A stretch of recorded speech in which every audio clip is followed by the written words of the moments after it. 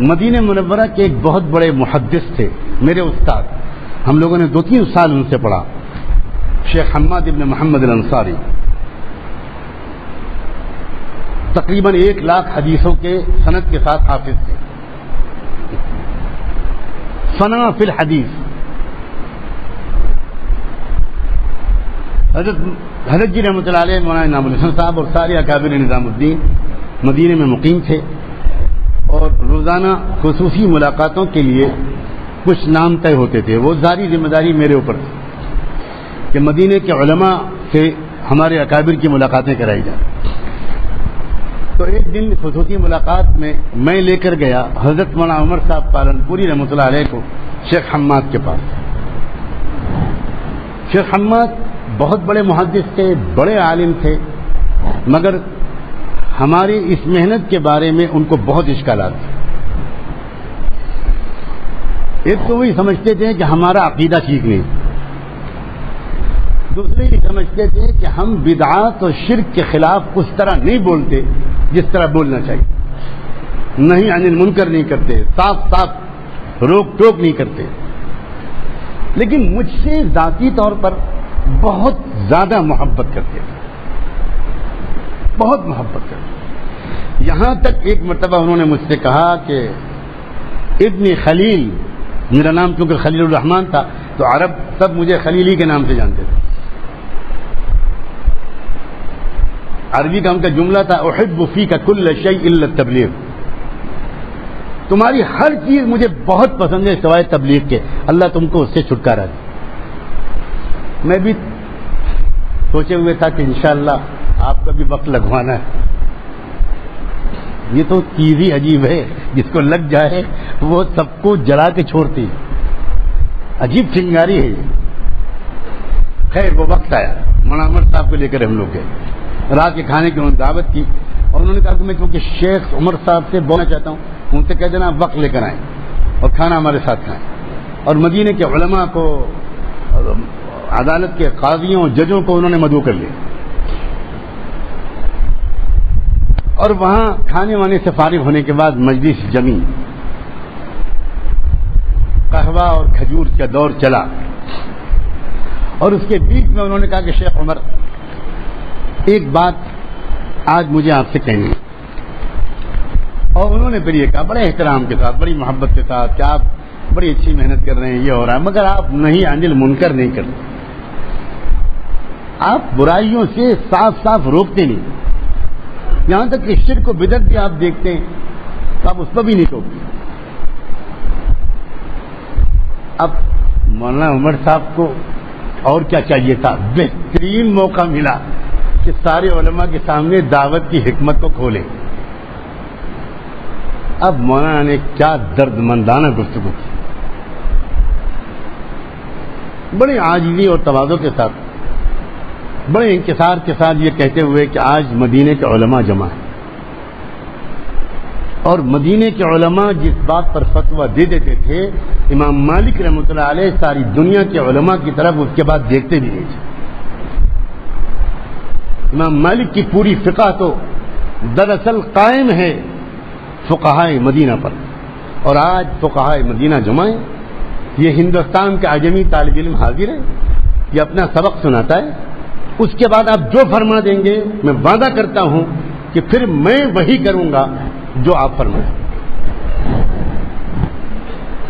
سچے دل سے انہوں نے بڑی تڑپ کے ساتھ یہ بات فرمائی، اور پھر کہا کہ ایک واقعہ میں سنانا چاہتا ہوں اپنا ذاتی، اس سے آپ کی سمجھ میں آئے گا کہ ہمارا دعوت دینے کا طریقہ کیا ہے اور منکرات سے روکنے کا طریقہ کیا ہے۔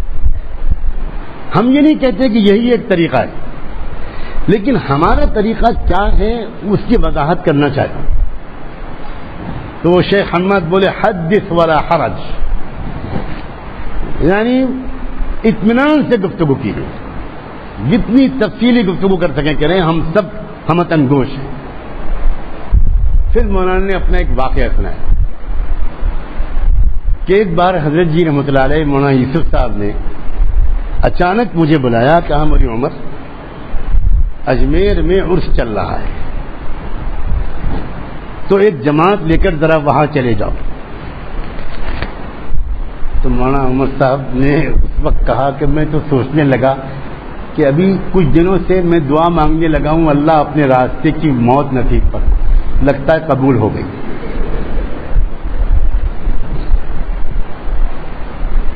کوئی قبولیت کی گھڑی تھی اور میرا ٹکٹ تو کٹ گیا۔ حضرت جی کچھ عذر کرنا چاہا، حضرت نے کچھ نہیں سنا، خوب ترغیب دے کر اور فرمایا کہ نہیں جاؤ، فرض ہے ہمارا۔ اللہ خیر فرمائے، وصیت کی گھر والوں سے، کہاں سنا معاف کرایا، اور بسم اللہ مجرہا و مرساہا، روانہ ہو گئے۔ وہاں پہنچے، اب سنو کیا انداز اختیار، کہنے لگے کہ حضرت جی کی دعائیں تھیں، توجہات تھیں، یہ طریقہ ہوتا ہے بزرگوں کا، اپنے اوپر کچھ نہیں لیتے۔ اللہ نے ایسی حکمت میرے اوپر سجھائی، ایسا راستہ کھولا جو کبھی پہلے سوچا بھی نہیں تھا۔ کہنے لگے میں وہاں صحن میں جہاں مزار ہے حضرت خواجہ معین الدین چشتی رحمۃ اللہ علیہ کا، اس کے باہر صحن میں ایک کونے میں رومال ڈال کے اپنا چہرہ ڈھک کے اور بیٹھ گیا، اور میں اللہ کی طرف متوجہ ہو گیا، روتے روتے میرا برا حال، دعائیں کر رہا ہوں، اللہ بھیج دیا حضرت جی نے، میں کیا کروں، کیسے کروں یا اللہ، کس طرح یہاں پر بات شروع کروں، کیسے بات کروں، کیا ہوگا یہاں۔ خوب اللہ سے خوب مانگا، اللہ تعالیٰ نے ایک حکمت دل میں سجھائی۔ کہنے لگے میں ایک دم سے میں نے اپنا رومال ہٹایا اور اٹھا، اور روتے روتے میری آنکھیں لال ہو چکی تھی، اور میں نے زور سے نعرہ لگایا، جو خواجہ کی ولایت کا قائل ہو آگے آ جائے، جو خواجہ کی ولایت کا قائل ہو آگے آ جائے، جو خواجہ کی ولایت کا قائل نہ ہو باہر نکل جائے۔ سب لوگ سمجھے کوئی بہت بڑا پیر ہے، اس مرتبہ کا آنا وصول، اللہ جی نے بغداد شریف سے آیا ہے کہ کہاں سے آیا ہے، یہ کوئی بہت بڑا پیر ہے۔ اور پھر میں بیٹھ گیا نعرہ لگا کے، اور پھر تھوڑی دیر کے بعد پھر اسی طرح میں نے نعرے لگائے، اور میں نے جب دوبارہ دیکھا تو پتہ چلا 50-60 لوگ بیٹھے اور باقی لوگ کھڑے، پھر لگے۔ اور اس کے بعد پھر میں نے لوگوں سے کہا، او خواجہ کے چاہنے والوں، ایک بات بتاؤ، خواجہ کا نام نامی اس میں گرامی کیا تھا؟ بڑے جلال کے ساتھ بولنا یہ علامت ہے پہنچے ہوئے ہونے کی۔ جتنی زور سے ڈانٹو گے سمجھیں گے پیر صاحب اتنے ہی بڑے، اور جتنے اکرام سے بولو گے، اخلاق سے بولو گے، نہیں یہ بیچارہ زید امر بکر ہے۔ یہ سب بزنس کے سیکرٹس ہیں۔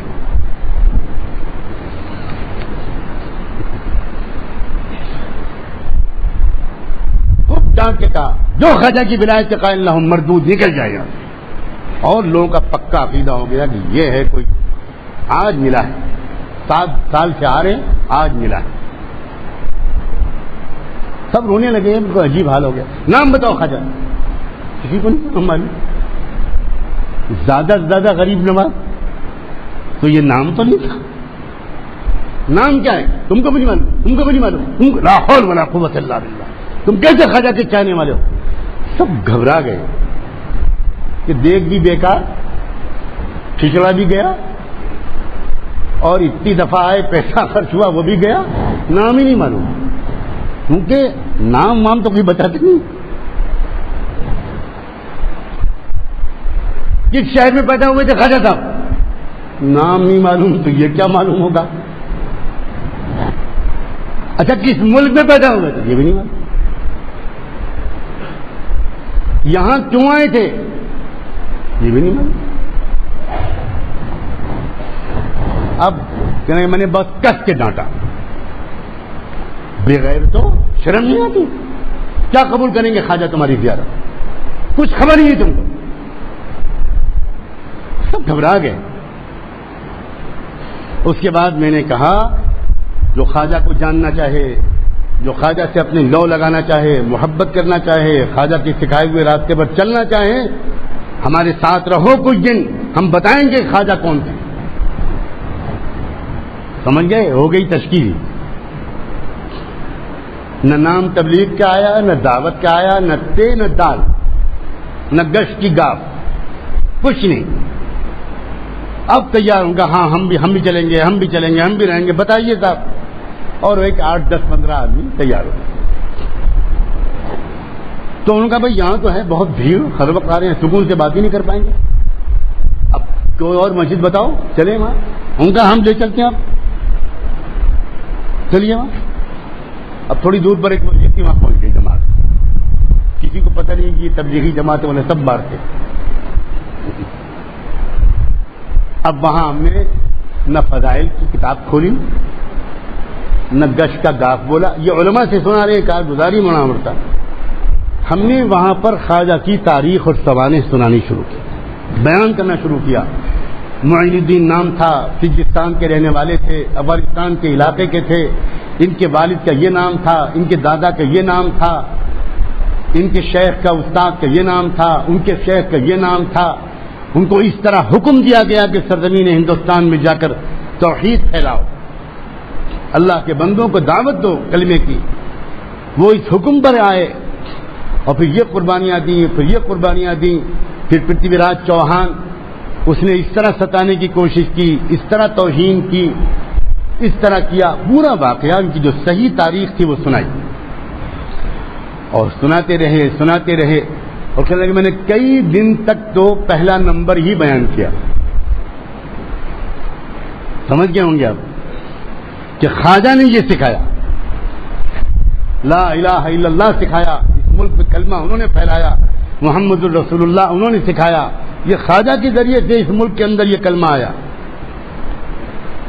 اور اس کے بعد میں نے دوسرے تیسرے دن چوتھے دن پھر میں نے خواجہ نے اس ملک میں نماز سکھائی، خواجہ نے نماز پھیلائی. پھر نماز کے فضائل، نماز کے مسائل، نماز کا طریقہ، نماز کے مسائل، نماز پر ملنے والا اجر، نماز کیسے پڑھی جائے، خوب جم کر. خواجہ اس طرح نماز پڑھتے تھے، پڑھو نماز. اب سب اچھی سے اچھی نماز پڑھنے لگے. اب میں سوچنے لگا اللہ کب تک یہ راز چھپا رہے گا. یہاں تک کہ میں نے پورے 40 دن ان کے گزروا دیے 6 نمبر سکھانے میں، اور یہی بتا کر کہ خواجہ نے یہ سکھایا، خواجہ نے یہ سکھایا، خواجہ نے یہ سکھایا، خواجہ نے یہ سکھایا. اس کے بعد 40 دن کے بعد میں سوچنے لگا کہ ابھی کچھ دن اور زندہ رہنا ہے، اب یہ امانت لے جا کے حضرت جی کو واپس کرو. واپس آئی جماعت. نظام الدین مرکز میں سیدھے نہیں گئے، درگاہ کے پاس کہیں ٹھہرے اور پھر جا کر حضرت کے پاس کہا کہ حضرت یہ سب کارگزاری سنائی اور کہا اتنا ہو گیا، اللہ کا بہت کرم. لیکن ابھی ان کو اور آگے کچھ نہیں پتا ہوگا تو پھر کیا ہوگا یہ مجھے نہیں پتا، لیکن ابھی ان کو کچھ نہیں پتا. لیکن نماز اچھی ہو گئی، وضو اچھا کرنے لگے، رونے لگے، اخلاق سیکھنے لگے، کایا پلٹ ہو گئی.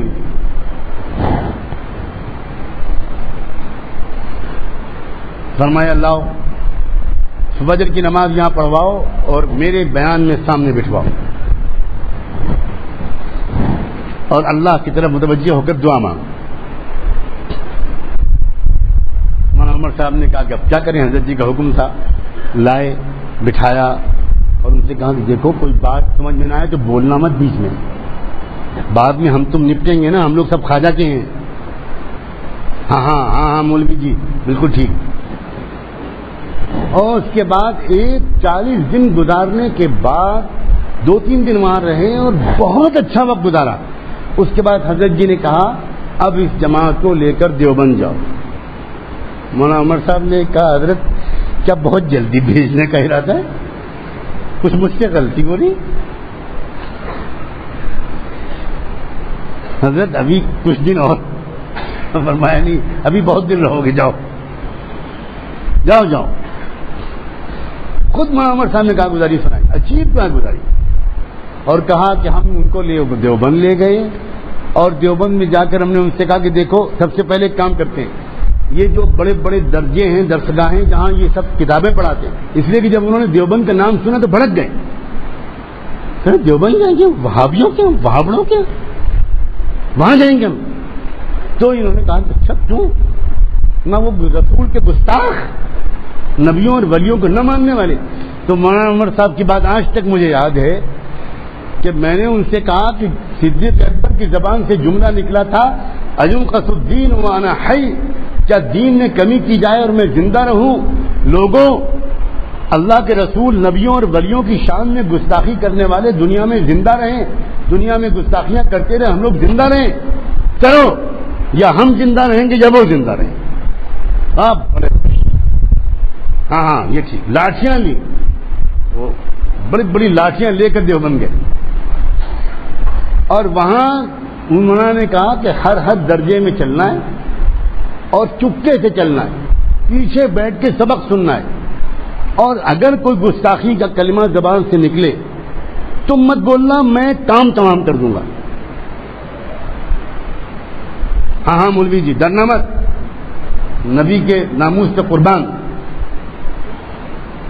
اب جس درجے میں جا رہے ہیں، عشق رسول کا عجب نظارہ دیکھنے میں آ رہا، اس زمانے کا دارالعلوم۔ میرے خود بخاری کے استاد حضرت مولانا فخر الدین صاحب رحمۃ اللہ علیہ، شیخ الحدیث، اس زمانے میں وہی تھے شیخ الحدیث غالباً۔ کیا منظر تھا حضرت مولانا فخر الدین صاحب کے عشق رسول کا، جس نے واقعی وہ منظر نہیں دیکھا اس کو کیسے یقین دلائیں؟ 70-80 سال کی عمر ہو چکی تھی، آخری ذوق تھا، بیماری مرض وفات کی شروع ہو چکی تھی، انتہائی کمزور اور نحیف تھے، سلام کا جواب دینا مشکل تھا، ویل چیئر پر لائے جاتے تھے، آواز ایسی نکلتی تھی کہ کان بعض وقت ہونٹ پر رکھنے پڑتے تھے، مگر اللہ اکبر، جس وقت ان کے شاگرد اور ان کے خادم ویل چیئر سے اٹھا کر ان کو گود میں اٹھا کر سہارا دے کر جب بخاری شریف پڑھانے کے لیے مسند درس پر بٹھا دیتے تھے تو پھر ایسا نظر آتا تھا کہ 40 سال کا مضبوط توانا انسان اب بیٹھا ہے سامنے، 2.5-3 گھنٹے لگاتار بخاری شریف کا درس دیتے تھے، کہیں نظر نہیں آتا تھا کہ ان کے اندر کوئی ذوق ہے، اور جیسے ہی درس پورا ہوتا تھا اور وہ آخر دعوانا ان الحمد للہ رب العالمین والصلاۃ والسلام علی نبیہ الامین وعلی اصحابہ الغر المیامین، آخری جب یہ خطبہ پڑھتے تھے اسی وقت ان کے اندر سے روحانی طاقت واپس لے لی جاتی۔ اس کے بعد اب اگر ہم سلام کرتے تھے تو ان کا جواب سنائی نہیں پڑتا، یہ میں نے خود مہینوں اپنی آنکھوں سے دیکھا۔ تو جب وہ ایسے اساتذہ کے درس میں شریک ہوئے، ایک درس پھر دوسرا درس پھر تیسرا درس، تو اب ان کے عقل نے کام کرنا شروع کیا۔ انہوں نے مولانا عمر صاحب نے سنایا کہ مجھے گھیراؤ، کہا کہ بھائی مولوی جی اب چھپاؤ مت، اب ہم سے سچ سچ بتاؤ، ہماری سمجھ میں نہیں آ رہا ہے، ہمیں کیا بتایا گیا تھا کہ دیوبند میں کیا ہوتا ہے، اور یہ کیا دیوبند ہے بھائی؟ یہاں کے اساتذہ چھوڑو، یہاں کے جو گیٹ کیپر ہیں اور جو باورچی روٹی پکاتا ہے وہ بھی تہجد پڑھتا ہے، 10-10 ہزار مرتبہ درود شریف پڑھتے ہیں یہ لوگ 24 گھنٹے۔ یہ کیا لوگ ہیں بھائی، ہمیں کیا بتایا گیا؟ تو مولانا عمر صاحب نے سنایا کہ میں نے ان سے الٹا کہا کبھی جلدی مت کرو، اور جو 2-3 بڑے بڑے باقی ہیں ان کے پاس بھی چلتے ہیں، پھر بات کریں گے۔ جب سب بات ہو گئی اور تب میں نے ان سے کہا کہ دیکھو بھائی اب صاف سن لو، اللہ جانے تم لوگوں کو کیا بتایا گیا، ہم نہیں جانتے، کن کے بارے میں بتایا گیا ہم نہیں جانتے، یہی مسلک دیوبند ہے، یہی دیوبند ہے، یہی دیوبندیت ہے، اور ہم سب یہیں کے پڑھے ہوئے ہیں، یہیں کے پلے ہوئے ہیں، اب بھائی تمہارا جو جی چاہے وہ کرو۔ اب بات صاف ہو گئی۔ تب مولانا عمر صاحب نے ان سے کہا کہ جواب ان کا حضرت کیا تھا، شیخ حماد اور دیگر علماء مدینہ، ان کا جواب کیا تھا؟ ان کا جواب یہ تھا کہ بس جی بہت ہو گیا، اب ہم کو چھٹی دو، ان تمام کو جنہوں نے ہم کو جا کر یہ سب بتایا تھا، انہی لاٹھیوں سے ہم کو ٹھیک کریں گے. گمراہ کر کے چھوڑ دیا ہم کو، جیسے اچھے اچھے لوگوں سے ہمارا رشتہ توڑ دیا. ہمیں کیا گمراہی میں مبتلا رکھا، ہم سے کماتے کھاتے رہے اور ہمیں کچھ نہیں بتایا. تب میں نے ان سے کہا کہ بھائی دیکھو، لاٹھیاں لے کر جاؤ گے، ان کو مارو گے. آپ بتاؤ، اگر لاٹھیاں لے کر ہم نے تم کو مارا ہوتا تو آج تمہارا یہ حال ہوتا؟ نہیں بھائی، یہ راستہ اصلاح کا نہیں ہے. جس طرح صبر سے، محبت سے، احتیاط سے، حکمت سے ہم نے تم کو حق بتانے کی کوشش کی ہے اور منکر سے روکنے کی کوشش کی ہے، بھائی تم بھی اب اسی طریقے پر اپنے اپنے ساتھیوں کو، گاؤں والوں کو اسی طریقے پر تم اس منکر سے روکو. میں یہ سنانا چاہ رہا تھا کہ جب یہ پورا واقعہ ان علماء مدینہ نے سنا اور یہ مولانا نے کہا کہ دیکھیں، منکر کے روکنے کی ایک تدبیر ہم یہ اختیار کرتے ہیں.